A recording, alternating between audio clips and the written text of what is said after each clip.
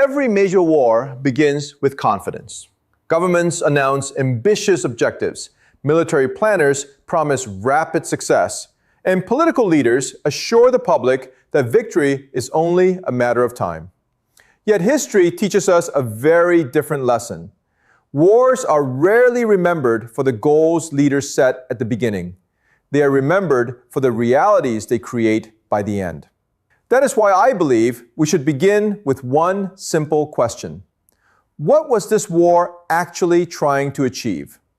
From a strategic perspective, Washington entered the conflict pursuing 4 interconnected objectives. The first was to fundamentally change Iran's political leadership.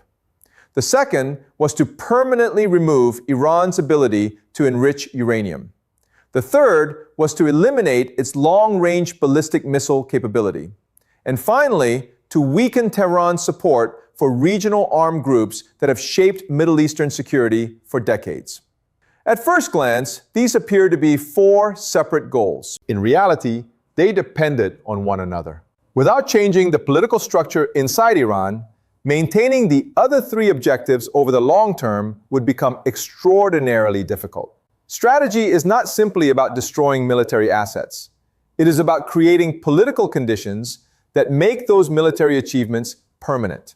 This is where many conflicts become far more complicated than expected. Military power can destroy infrastructure. It can eliminate command centers. It can disrupt communications. But none of those actions automatically produce political transformation. History repeatedly shows that governments, institutions, and military organizations often adapt faster than outside observers expect.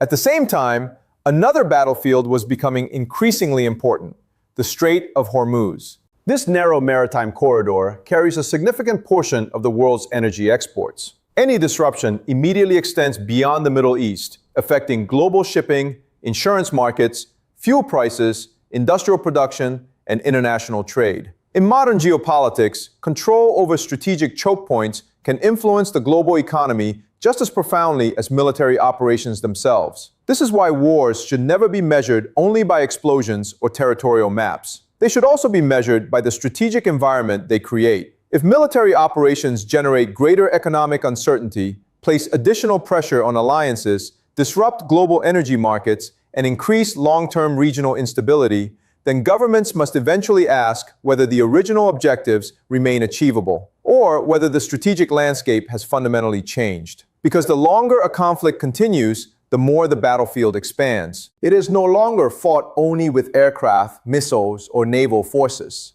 It is fought through diplomacy, economic resilience, global supply chains, energy security, and the political endurance of every nation involved. Once political objectives are defined, the next question becomes unavoidable. What strategy can actually achieve them? Every government has multiple military options available during a conflict. The challenge is not choosing the most powerful option. The challenge is choosing the option that creates the desired political outcome without creating even greater strategic costs.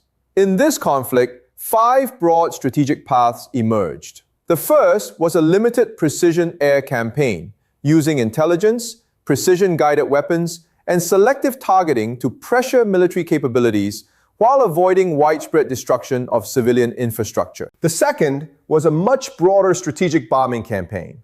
Instead of concentrating primarily on military targets, this approach would extend attacks toward critical infrastructure, transportation networks, energy facilities, and other assets capable of placing enormous pressure on the country's economy. The third option was a prolonged tit-for-tat exchange, where each strike invited another, creating a cycle of retaliation without fundamentally changing the strategic balance. Beyond air power came 2 additional possibilities: a maritime blockade designed to restrict economic activity and commercial access, and finally, the most costly option of all, a large-scale ground campaign requiring sustained military occupation and enormous political commitment. Each of these strategies appears powerful when viewed independently. But strategy is never evaluated in isolation.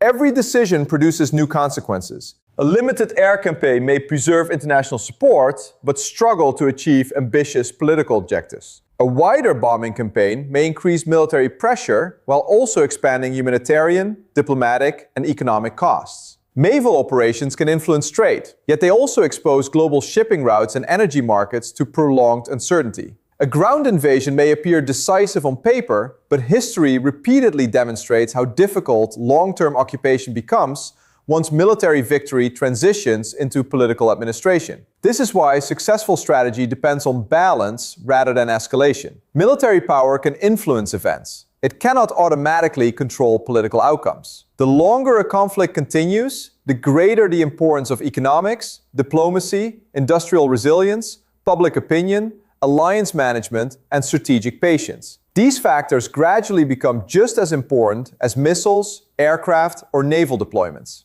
For me, this is the real lesson. The strongest nations are not always those capable of applying the greatest force. They are the nations capable of aligning military operations with realistic political objectives, adapting when circumstances change, and recognizing the point at which continued escalation produces diminishing strategic returns. Because history rarely remembers who possessed the largest arsenal. It remembers which leaders understood that military success is only one part of strategy, and that lasting geopolitical influence ultimately depends on achieving political objectives that can endure long after the fighting ends.